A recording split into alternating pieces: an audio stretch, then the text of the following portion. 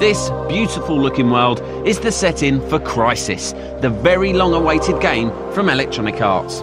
Something's happened to this world, something unusual, even before the game's release. Its soul is already being sold. The very heart that drives this world is being ripped out and sold to anyone who wants it. So the big news now about Crysis is CryEngine 2, which is the technology that Crysis is built on, is available for license directly from Crytek, and it's pretty amazing. So yeah, get in touch with them and sign up. Huh, all right, fella, perhaps I will. A Gamer TV game is long overdue. So tell us, why are they whoring out their game engine? It's a major revenue stream for Crytek. They've spent a lot of money building, what's really an amazing engine, and so obviously they would look to leverage that. So it's all about the moolah, I get ya. Listen, before I sign the dotted line, you're going to have to convince me. What do I actually get for my money?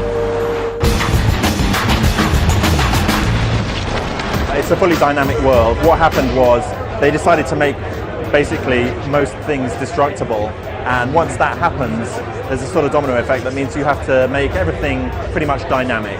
So the lighting, for example, as soon as you make the world breakable, you can't bake any lighting in. Everything has to be fully real-time, which is basically the heart of the CryEngine 2 is fully dynamic. Everything's dynamic.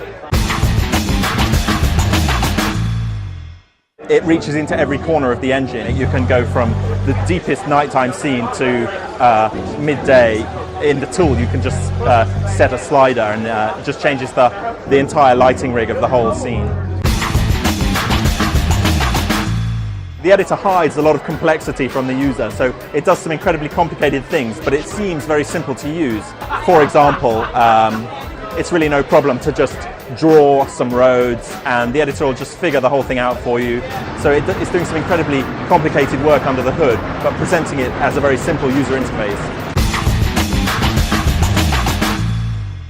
There's some bad guys in a building, and you're pushed for time.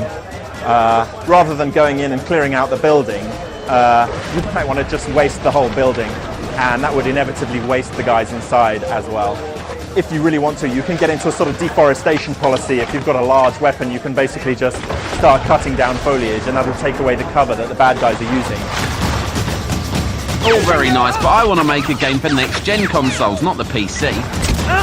There is a plan to port the engine to X360 and PS3, but there are no plans to port Crysis the game to the console platforms.